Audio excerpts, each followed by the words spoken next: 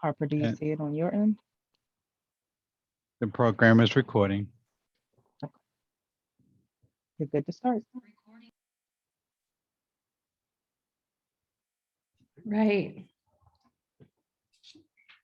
So I'm going to go ahead and start this. Good morning, everybody. Super grateful that you're here, and it is my pleasure to welcome both Cynthia Oliver and Mr. Jason Finkelman to Coppin State University for a virtual event, which we kind of collaboratively decided to call a dialogue on collaboration.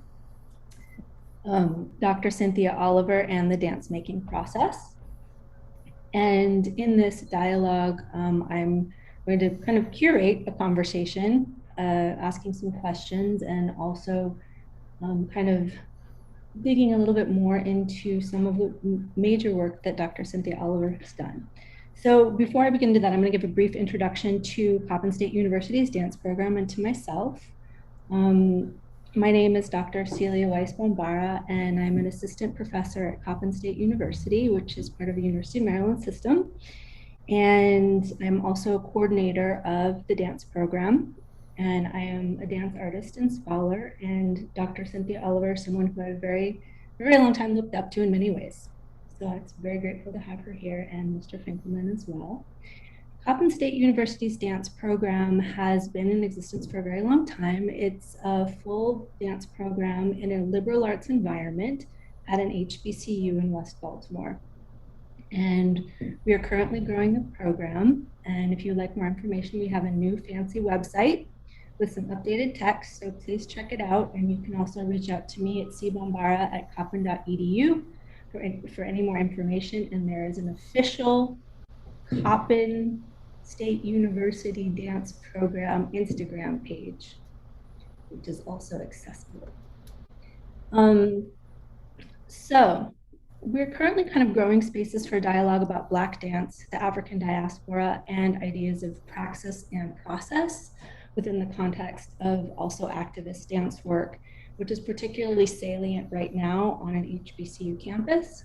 And this is part of many dialogues that we're having, and some important dialogues right now for the public. So thank you all for coming.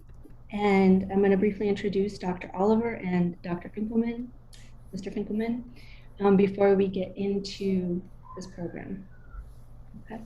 So Cynthia Oliver is a St. Croix Virgin Island reared dance maker, performer, and scholar. Her work incorporates textures of Caribbean performance with African and American aesthetic sensibilities. She has toured the globe as a featured dancer with contemporary companies David Gordon Pickup Company, Ronald K. Brown Evidence, Bebe Miller, and Terry O'Connor Dance, as an actor in the works by Lori Carlos, Greg Tate, Ione, Misaki Shange, and Deke Weaver. She earned a PhD in performance studies from New York University in New York. Dance and performance. She is a dance and performance Bessie Award-winning choreographer, a 2016 Maggie Alessi National Center for Choreography and Mellon Fellow, a 2017 University of Illinois Center for Advanced Studies Associate, and now a CAS professor, a 2007 University Scholar Awardee. She is currently serving in her 5th of 5-year term as Associate Vice Chancellor for Research and Innovation in the Humanities, Arts and Related Fields at the University of Illinois Urbana-Champaign, where she is a professor in the dance department with affiliations in African American Studies, Gender and Women's Studies, and she is a widely published author with articles in a variety of journals and edited volumes. Her single-authored book, Queen of the Virgins, Pageantry and Black Womanhood in the Caribbean, 2009, and her most recent evening-length performance, Virago Mandem, premiered at BAM's Next Wave Festival in 2017 and toured the country. She is thrilled and honored at being selected as a 2021 United States Artist. Welcome, Dr. Oliver. Thank you. Mr. Jason Finkelman combines laptop electronics and acoustic instrumentation to create a distinct ambient and avant-world sound. A specialist on single-string musical bow, berimbau, Finkelman is a Philadelphia-born percussionist who performs on African and Brazilian instruments handcrafted by Adimo Kumba. His roots in improvised music include founding the trio Straylight in 1992, which enjoyed a wide range of collaborative performances in the Straylight Dialogue series at the Knitting Factory. Urbana-Champaign based since 2000, Finkelman performs continually with a host of genre-blurring improvisers and community radio host at WEFT 90.1 FM, and leads the ever-evolving Kuroshio, which recently released an eponymous CD on Asian Improv Records 2020.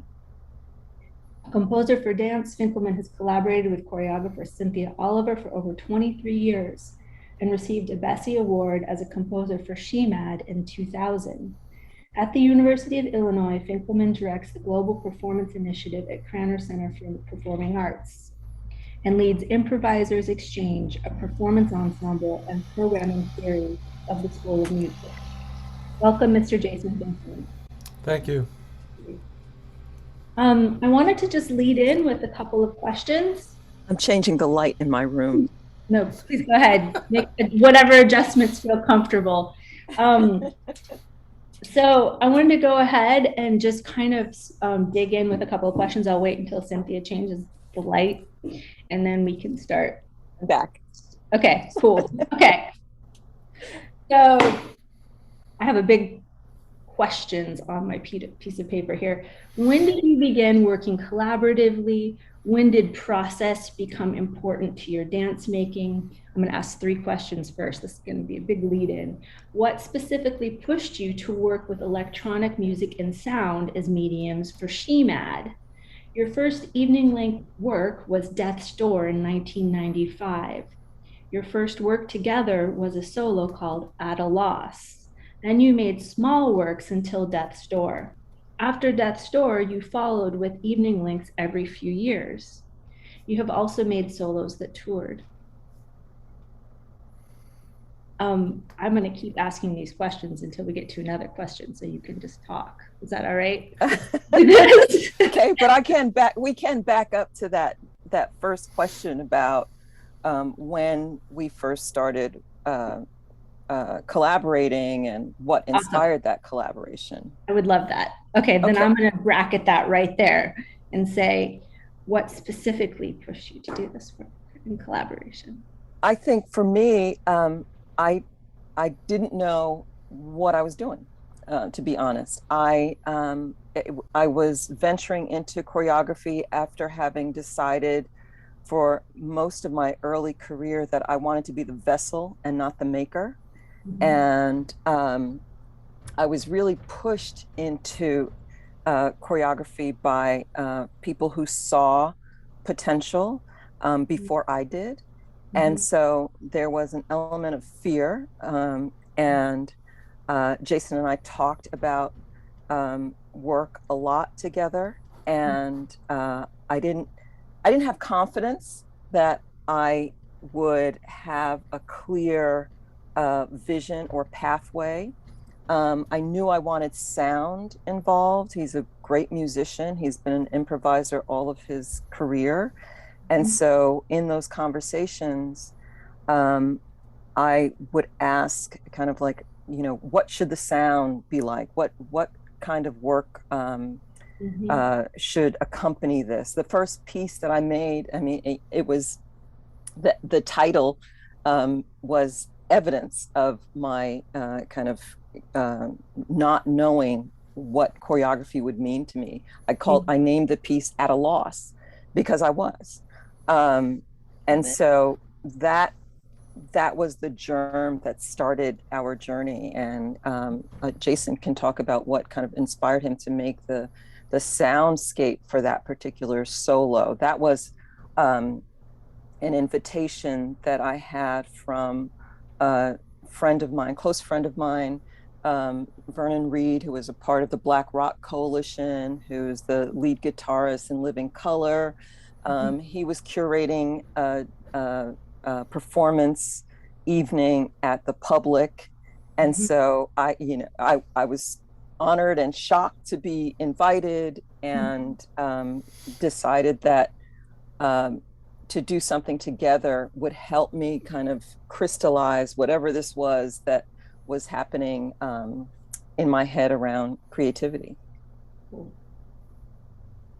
Jason, do you want to say anything about that particular piece? It was also a piece that was, we performed it during a hurricane that brought a snowstorm into New York.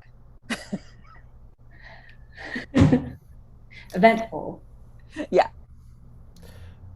You know, that was the first sound and movement collaboration we had. So, you know, it was the beginning. I mean, it was really just the start of the long journey together in collaboration. And so, you know, I think the title speaks for both of us in a way, you know, because we were just sort of exploring the possibilities at that point. But Cynthia could maybe answer this question. Was the solo piece that you did with just text after At a Loss, or was that prior to At a Loss that led to that performance? Do you recall? I don't. I've been trying to recall what the order was, and what Jason's referring to is, and maybe this will help me kind of get a sequence of events. In 1991, when we met, I was working with Urban Bushwomen as their company manager, and I had taken a year off from my own creative practice and decided to work behind the scenes. They were an amazing company. I loved them. And so I was working with them. And then a bunch of us decided at the end of that year to separate from the company and start a collective. And that was the Prowess Dance Arts Collective. And there were musicians in it. Not everyone was from Urban Bushwomen, but there were musicians in it. There were dancers, poets, et cetera, et cetera. And we pulled together an evening of performance that we presented. It was first at a space in Soho, and then we did it at Performance PS 122. And at PS 122, I was working on this solo. And this was, again, this encouragement by others to do something. And I created this piece at the encouragement of the other collective members. And I showed it to Jason and said, what do you think? And he looked at it. And Jason, do you want to say what you thought? Yeah, I was completely floored by the text and movement that Cynthia delivered at that time for this short solo piece. And I said, honestly, I don't think any sound is needed. I think what you're doing is just so incredibly captivating that I think that sound would distract from the power of the text and movement that you've just presented. So, you know, the first two works that we collaborated on, if my consulting at that point is considered part of the collaboration, for At a Loss, I sort of remember that was an all acoustic performance, and I was playing on instruments that, you know, I could carry onto stage. And it was a fairly small space, I remember too, for At a Loss. But those two pieces were origin works of Cynthia's, and really important that, you know, led to Death's Door. Yeah, the piece that we were talking about with that Jason said, you know, no sound, let's not do any sound because the text and the movement are enough. That was a piece entitled Elisa. And Elisa was a solo dance and text work that I did, talking about the worlds of two very different grandmothers. That was bringing together two separate worlds of mine. My grandmother from the Caribbean and my grandmother who was originally from the American South, but who had moved to Harlem in the Great Migration. So I compared these two women. I talked about how the shift in culture also is a shift in my vocal strategies, and also gestures that were handed down from both women. Gestures, attitudes, worldviews, et cetera, et cetera. So the language kind of went back and forth. I go from talking so to talking so. You know, I shifted my language and colloquialisms and all of that with the physical movement. And so it's because of that that Jason was like, yeah, I don't know that you need any sound here. And so that piece then kind of launched the larger works, because that was performed at PS 122, as I said, with Prowess Dance Arts. And the then director of PS 122 in New York saw that work and said, you know, I think you should do an evening length work, and I'd be willing to present it. And I was stunned, I was honored, I was also mortified, because I had only, you know, done one or two things then, and it was scary to think about, you know, holding an audience for a full evening work. So I essentially avoided that man for months after. I didn't go back to the theater. As much as I would go to the theater all the time and go and see stuff there, and I, you know, I was a regular audience member, I didn't go for a while because I was afraid he was going to, you know, hold me to it. But eventually I built my confidence, and I went back there and I said, okay. And then it was on. Then I had to, you know, figure out what I was going to do and pursue support to do it, because I, at that point in my career, having had the experience that I had, I was determined that if I were to enlist any other artists in a work of mine, that I would make sure that I could pay them. Absolutely. And I wanted to pay them reasonably. So then, you know, the whole machinery of finding funding and space and all that kind of went into gear. And then Jason and I would have our conversations about what the piece was going to be and what the sound might be. And generally, what we do is I start making work in silence, and then I invite him in, and we, you know, kind of talk about what he sees, what I'm thinking, and then he starts to craft something that accompanies the material. Absolutely. So do you, I think I'm stepping way ahead, but I think it's probably totally okay, is when you get into that generative space where you're working in silence, because you've just shared an immense amount of incredible information, you had all of this community kind of supporting your work and encouragement, saying this is where this needs to go, we really want to see more from you. And it sounds like, I think you were the second person from Prowess that we've had into Coppin, which is pretty cool. Oh, really? Yes. So that's awesome. Yeah. So yeah, last year. So I think that there's this kind of ongoing dialogue, which I didn't even realize was happening. So you have this kind of generative community thing happen, and then also some deep encouragement from Jason as well and other collaborators through the kind of looking at the interdisciplinary spaces you were working in between both movement and theater. And it sounds like, to a certain extent, heritage, right? So also dealing with your histories, personal histories, which are important. And then you're also talking about bringing that into a silent space before you bring in your collaborator. And that to me makes, you know, that's where I go, whoa, that's the moment, because you're stepping into the silent space to make and then invite people back in. And so I would ask you to speak a little bit more about that as you were kind of digging into your larger works. You know, how maybe did you step into a few of those and then invite in Jason and other collaborators, and you know, how is the dialogue different? Maybe we could do that and look at video. Sure. I think I work in silence first so that I can have a clarity of vision.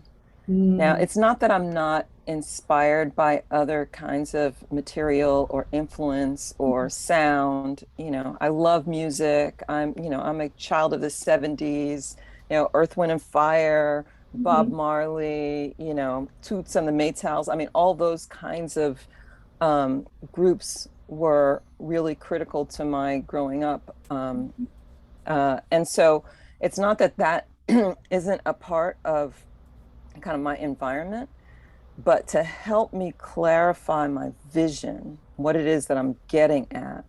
I like to really work from that place of of emptiness in the space, maybe fear that, what do I know? What's coming out? What is it that I'm going for?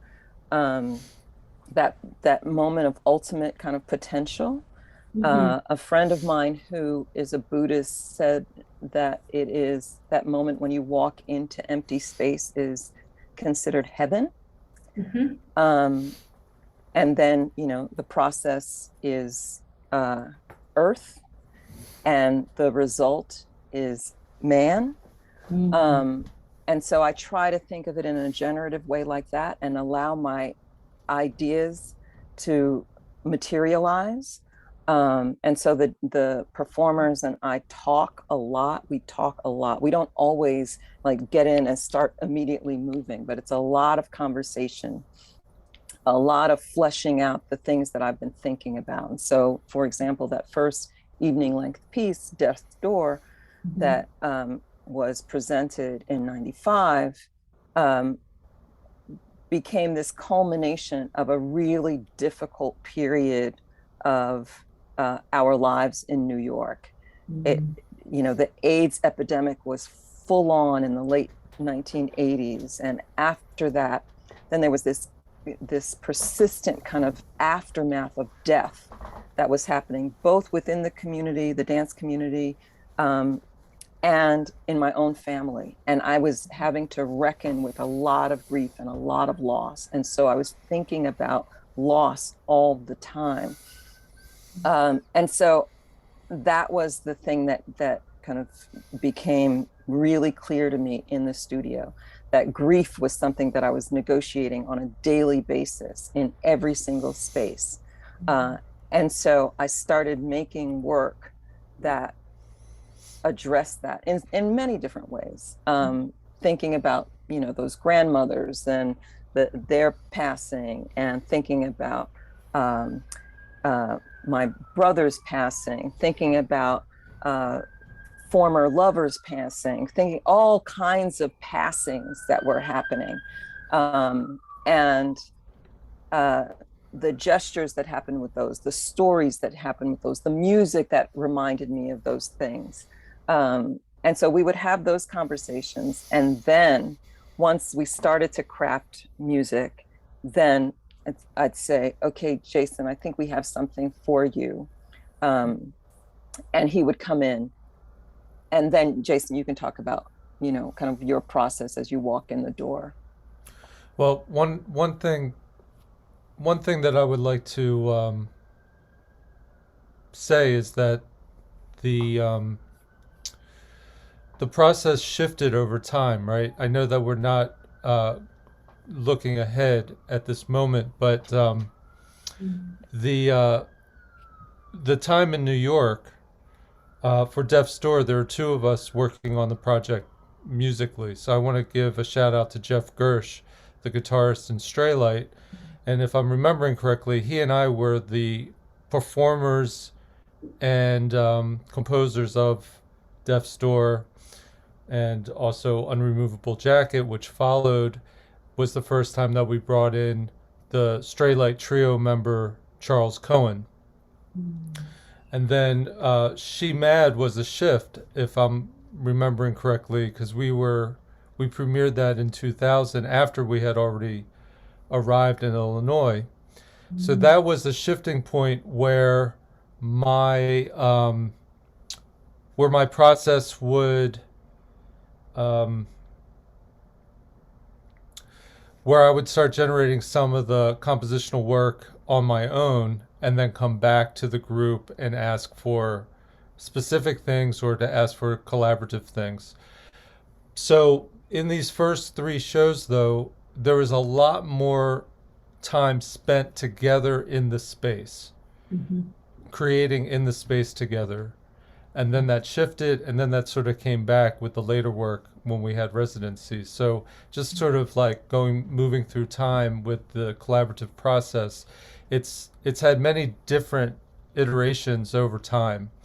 And it was really great when I had the time to be in the space together with the dancers, creating in the moment and trying different things out and being able to switch on the fly and have that kind of immediate feedback versus you know, a new process of working with video or working, you know, then coming into the studio and having a body of work together. And so the later work, I was working primarily on my own, and then we would bring the people in, the elements that we wanted, in collaboration with the sound. So, so sort of the trajectory from the origin story to where we are today. Well, Yes, and the differentiating moment was 2000 when we decided to leave New York and we moved to Illinois. I took a position here at the University of Illinois after having been an independent artist for so long. And so, you know, Jason's partners in music were still in New York and Philadelphia, and we were suddenly in a new place without, you know, many of our people. And so everything changed. How I put together pieces changed also. You know, I would then have to enlist artists from across the country, and we'd have to figure out how we were going to collaborate and rehearse. And then we started doing it in chunks of time as opposed to consistently over a long period of time. So everything then changed. Yeah. I think I've heard this trajectory, not from other people, but just kind of saying that once you shift out of the place where you're making work consistently with collaborators, then your process shifts and you have to break it up into other ways. And I think, thank you so much for describing this kind of early dialogue you have. I'm fascinated by that, how that happens for different people, where the information is generated from, because the body is such a deep place housing memories and feelings. And then there's these ideas that come, right, from not only yourself, but the group that you're working with, and then they grow, right? So you were kind of describing that for how you have grown things with your collaborators and the kind of like really fine-tuned dialogues that happen, like, you know, watering the plants to make them grow, and then how that's then shared out with musical collaborators. And then I know also in some of your later large projects in which you had the bigger residencies, also with costume designers and people who are doing light and sound. And so that these kind of dialogues grow from these ideas that you are housing, right? You know, Absolutely.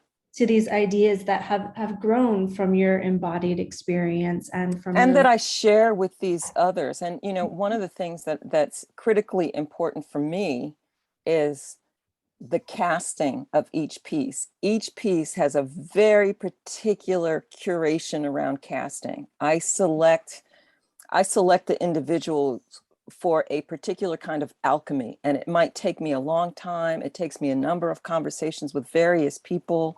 Jawale, who's the director of Urban Bushwomen, has been, you know, I call her my DL casting director, because I'll call her and say, I'm looking for this kind of dancer. Do you have any ideas about other new people? I might say, okay, well, I have these 3 and I'm looking for 2 more. And she might make a couple of suggestions. I call other folks, you know, Diane McIntyre is somebody who I talk to also. And then, you know, my peers in the field, and ask, you know, who have you been seeing? I used to, when I was in New York, and I'd go to see a lot more dance on the regular. I mean, I go now, but it's less regular. If I saw someone that I was particularly interested in, I'd jot their information down from the program and I'd follow up, or I'd wait by the stage door and I'd introduce myself and I say, you know, I'm thinking about a project. Might you be interested? It takes me a long time to get there. It won't be next week when I call you, but, you know, would you be interested in working together? Thankfully, I have never had anybody say no. So I've had an opportunity to work with a really wide range of people. And then, you know, kind of bringing others in at the right moment. I mean, the interesting thing for me about working with Jason over the years has been, we have a similar kind of trajectory in terms of the development of the work, that he will say, at a certain point, he will say, well, what do you want? And I'll say, well, I don't know. Right. Or there is this, you know, in the one of the last pieces, I was like, there's this sound that you did for so-and-so. He composes for others as well. I'm Right. like, I want that sound. I was captivated by that sound. I want that sound. Right. And he'll pretend he doesn't know what sound I'm talking about because he wants to make something new for the work that I'm creating. Right. And so, excuse me. So, you know, with each work, it's very specific in terms of the personnel that's involved, Mhm. in terms of the front of the stage kind of stuff. But the behind the stage stuff is very consistent because once I've found my people, I have found my people. Yeah, My you- lighting designer has been my lighting designer since 2006. She's a fellow Caribbean. Mhm. Her name is Mandy Ringer. Mhm. Jason and his team of people, and he sometimes brings in others to do special elements, like the drum kit or something. Mhm. My costume designer, Susan Becker. I mean, there are people that I know they understand my aesthetic. Mhm. And so we come together and we have powwow, we talk about the ideas, they go away, they do their research, and then they bring it back. And we have this back and forth so that we can make sure that the visioning of the project is as layered and complex and resonant as it possibly can be on multiple levels. Absolutely. So there's a level of developed trust that you have also grown with these people, along with the ideas that grow within the context of the project. And what I'm hearing too is that the dialogue in between you and Jason is one in which you can say, hey, I'm thinking I want this, the sound, like I want the guitar over here, I want this. And he'll say, well, I want to try this out. Right? Or I'll bring this in. Is that what I'm hearing? And then there's also this kind of growth that happens in terms of growing the soundscapes for projects that are then also in dialogue with the other elements that you have trusted. So you have as they would say in French, une équipe. You have a team. Yes. And then you grow your specific cast based upon kind of the resonances and movement qualities and training of the folks you want to work with, but also what they're going to contribute. Absolutely. Right? Yeah. Absolutely. So yeah.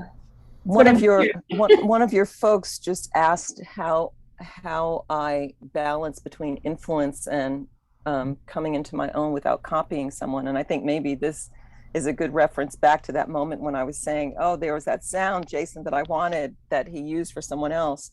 I don't know that I ever really think about copying. I know that finding my own voice was really important for me to start. There is no doubt that I'm influenced by everything, like everyone else, by everything we see and hear and feel and do.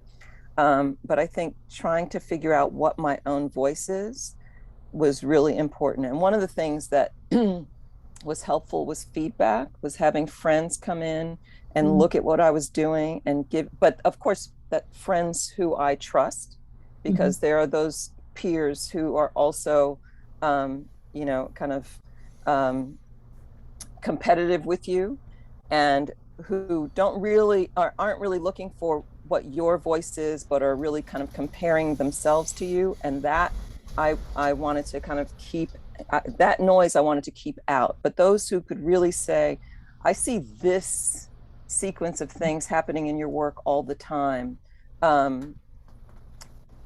Let's try to get at that voice. Let's try to find the highest resonance of that particular voice. And so that's the kind of feedback that I appreciate. And so bringing that in and having friends I remember one friend said to me one time, why do you have that huge dance number, bust out dance number right there? Is it because you feel like in order to say you're a choreographer or you're choreographing dance, that you have to have this big dance number, dancey dance, capital D in it? And I was like, damn, that was harsh, but it was true. I realized that there was a moment that I would always kind of go to a default big dance moment. And once I saw that, she helped me see that, I could resist that and really get at what the piece wanted to be, as opposed to my fear that if I didn't do this thing, folks wouldn't see it as choreography. I'm calling this strangely right now. This is my name for this experimental dramaturgy, which is where you have colleagues come in, or in my case, I've chosen mentors because of that colleague thing you were talking about. Yeah. So, like, I've had mentors like you've come in with, this is not about me, but I'm just saying this experimental Yeah. dramaturgy where you have folks come in and they kind of layer on another level that you can react to. So, there's that external, and I'm hearing that. I think if it's all right with you all, I would like to transition this so that we have a little bit of viewing of your work. Sure. If this is so deep and beautiful, then we can kind of talk to some of that process a little bit more. Okay. Kelly, can we transition this over?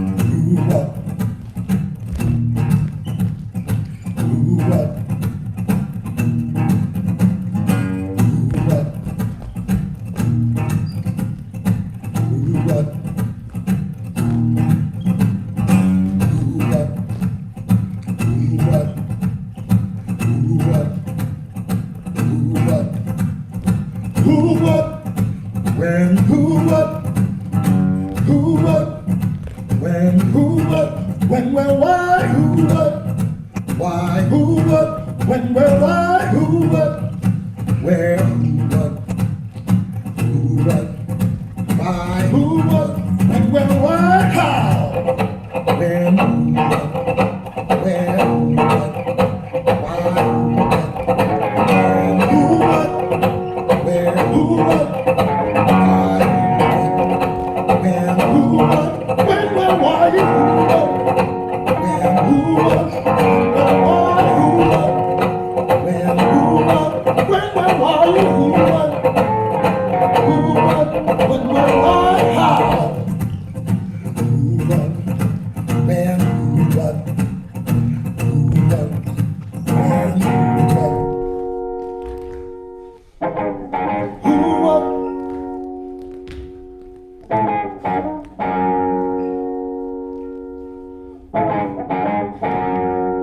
when, who, what, when, where, why, how,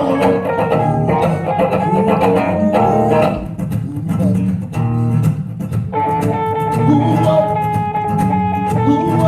when, where, why, who, what, when, where, why, who, what, why, who, what, when, where, why, who, what, when, where, why, who, what, when, where, why, who, what, when, where, why, how, who, what, when, where, who, what, when, where, why, who, what, when, where, why, who, what, when, where, why, who, what, when, where, why, who, what, when, where, why, who, what, when, where, why, who, what, when, where, why, who, what, when, where, why, who, what, when, where, why, who, what,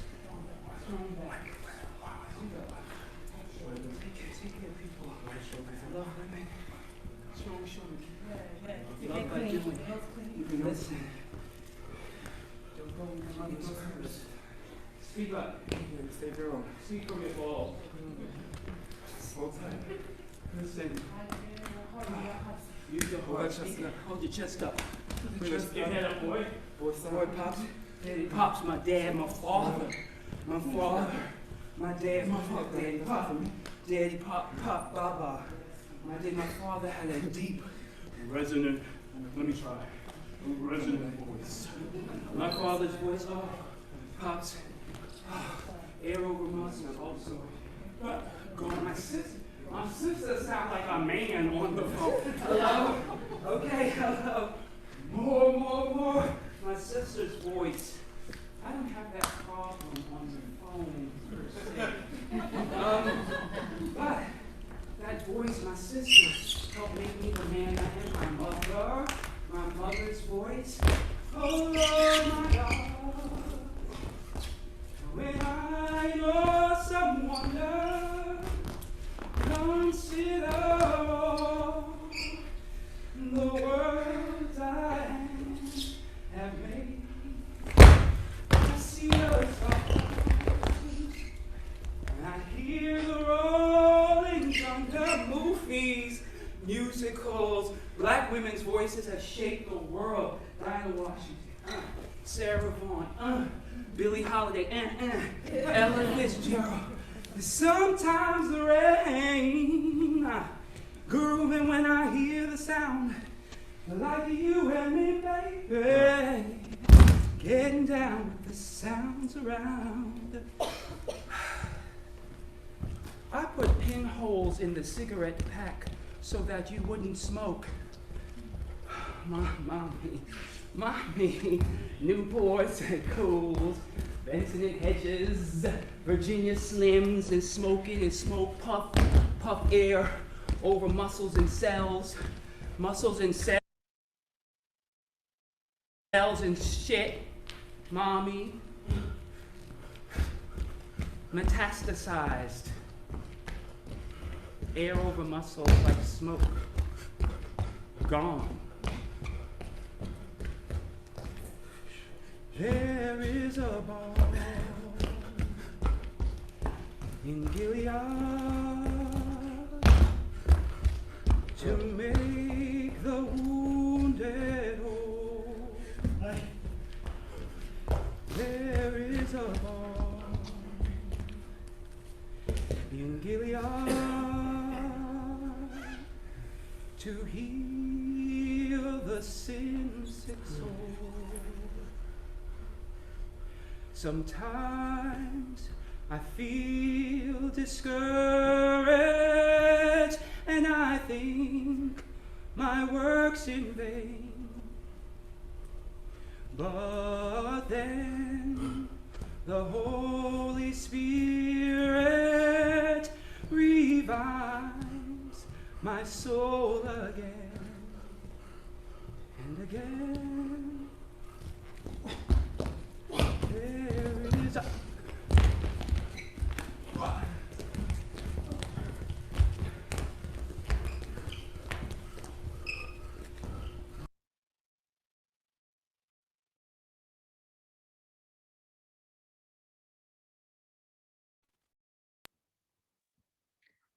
Wow. Before we say anything, I should give props to all of those performers. In the first clip, that was a piece named Boom with Leslie Sujet and myself. We toured that piece for a great number of years, longer than any other piece of mine. And then in Virago Mandem, the second clip that you saw, the person singing was Dwayne Cyrus. The dancer going in that perpetual loop is Niall Noel Jones. And the other two performers were Jonathan Gonzalez and Nija Whitson. I'll take a moment to jump in as well and give some credits as well. When I watch Boom, the section that you just saw, I mean, it's really, there's two voices that you hear. One you might not realize is our young son making sound effect noises, which was really fun to document and include in that. But also Cynthia's mother is in that piece. And it just also, I think, speaks to the generations that are represented in the work, visually and orally. You know, you get to hear generations. And then in the section of Virago Mandem, I'm transported to 3 different locations when I watch that because, you know, creating that music happened at FSU and in Vermont and here in Illinois. And in the first part with the drumming, with the kunga drumming and everything, Jeff Gersh is heard on guitar in that.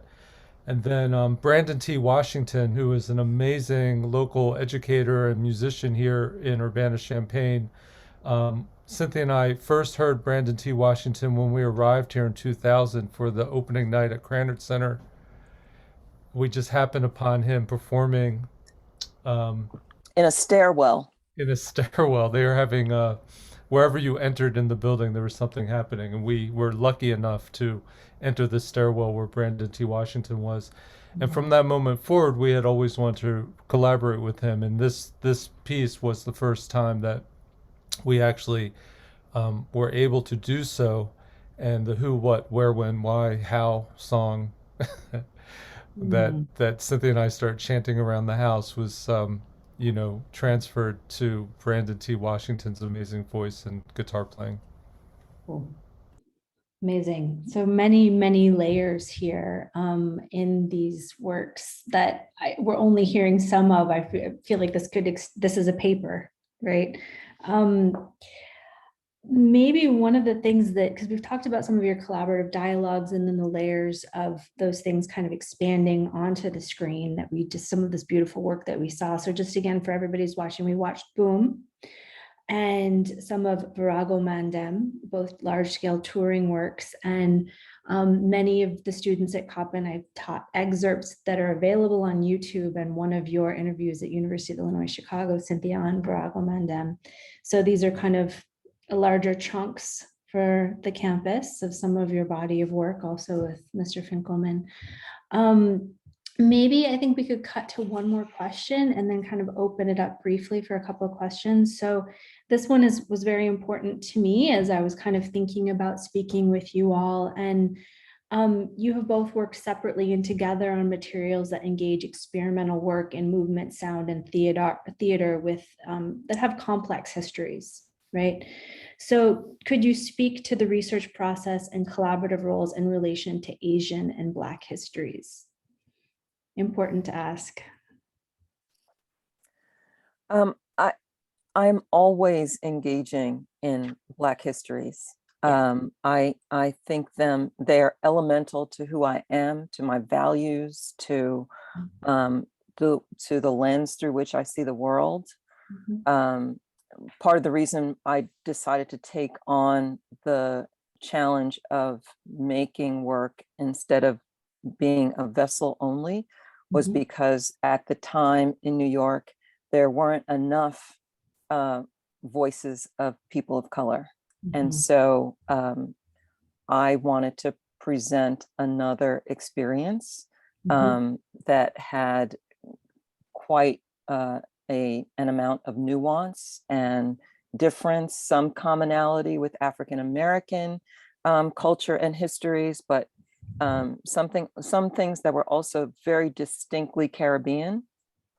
So I feel like I added that element into the conversation in New York, and definitely from a Black female perspective. So there was always an amount of layering and history and personal experience, et cetera, in that. And Jason, maybe you want to speak to the Asian representation?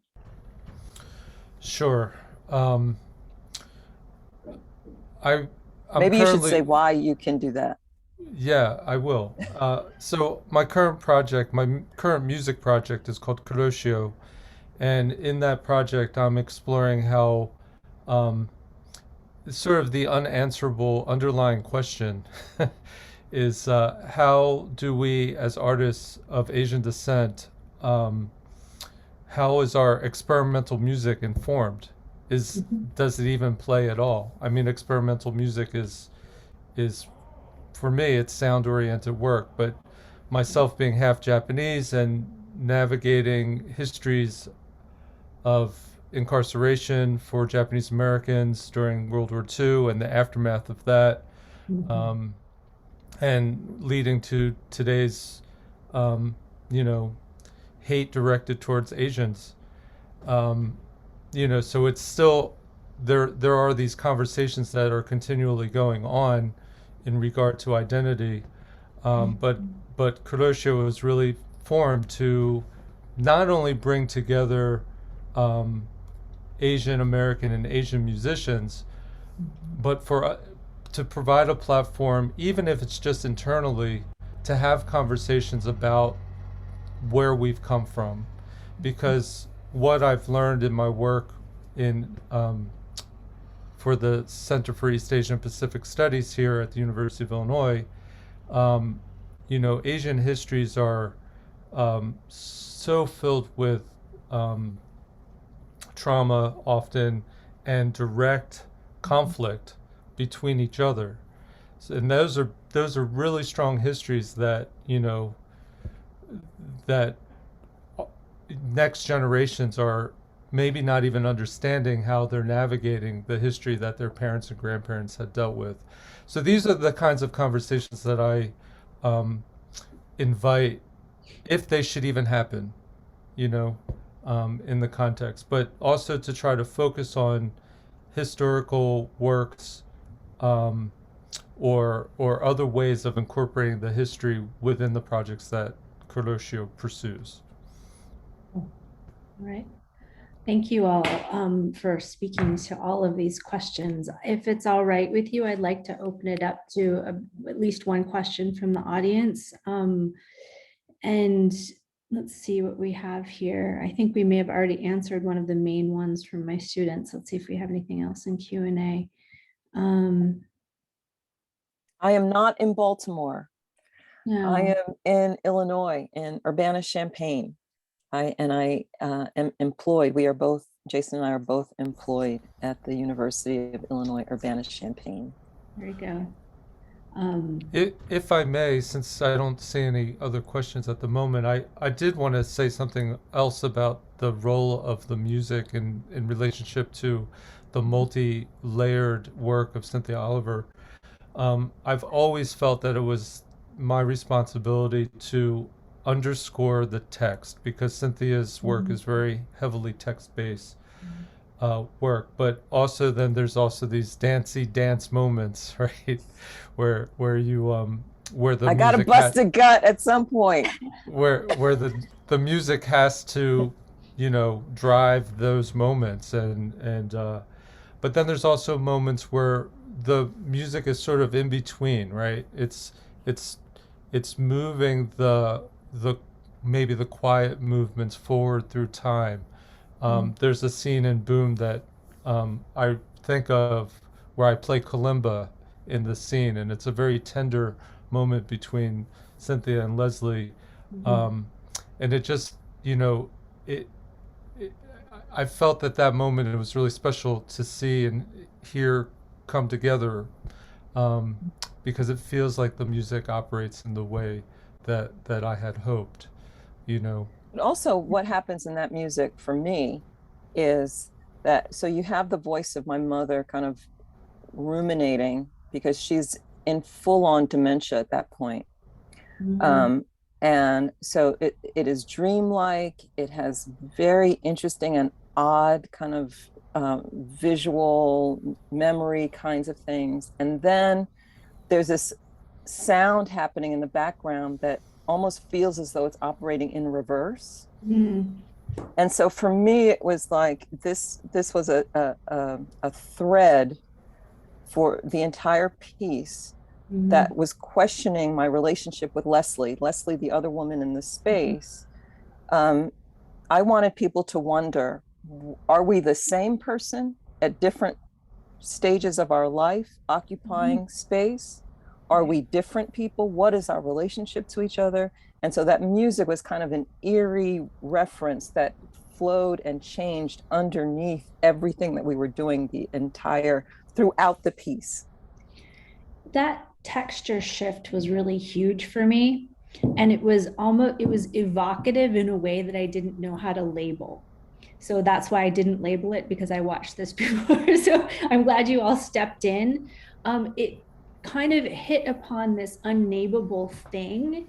And I think you all are speaking to that really specifically.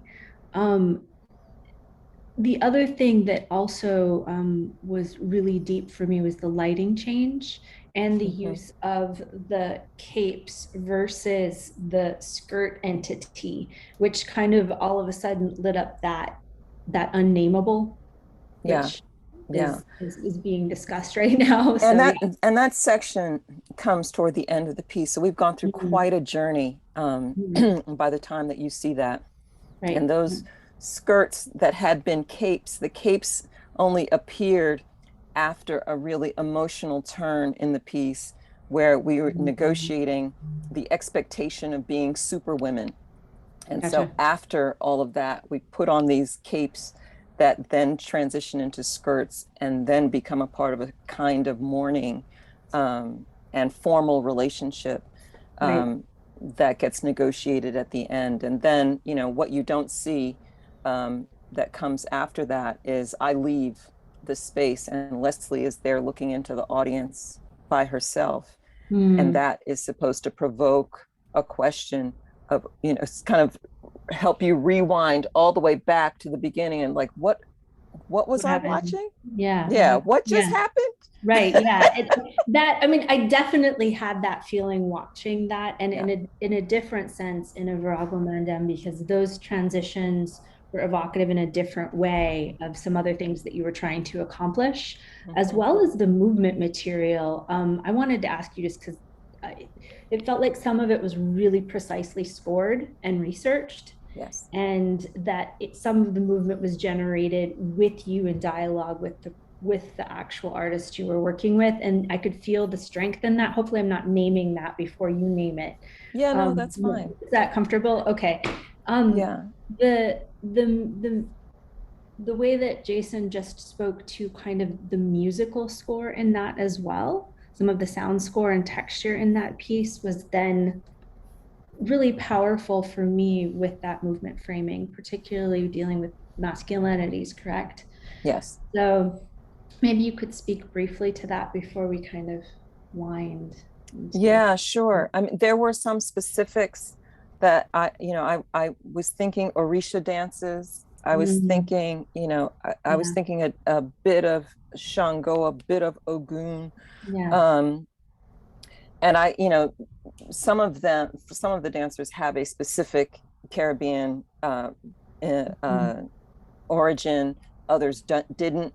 And so, some of that I had to teach because I definitely wanted that in there. The visuals by John Jennings and Stacey Robinson in the background. Right. I think that the specific one the section that we watched was by John Jennings.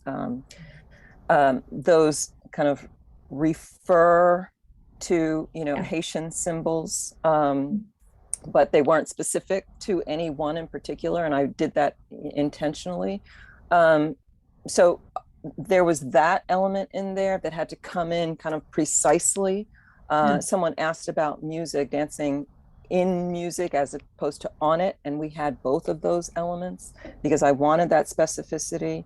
I wanted that kind of devotion to a notion of a spiritual masculinity, and then a break from that into improvisational moments that allowed these beings to be more fluid, which our, Orishas are fluid. And that Caribbean essence is also very fluid, even though it gets kind of labeled as one of the most homophobic regions on the globe. There are ways in which it is very fluid. So I try to dispel some of that. And then sound is a part of that, that effort to create those kind of, those breaches and the layers and the fluidity. Absolutely. That is why I went straight to improvisation, is what I'm feeling in there. And to me, that kind of really stood out. And a lot of I don't want to put a label on this. It felt like street veve. Like, I don't know how else to say that, but okay. So it was like, it was veve in the hood to a certain extent. That was my feeling of it.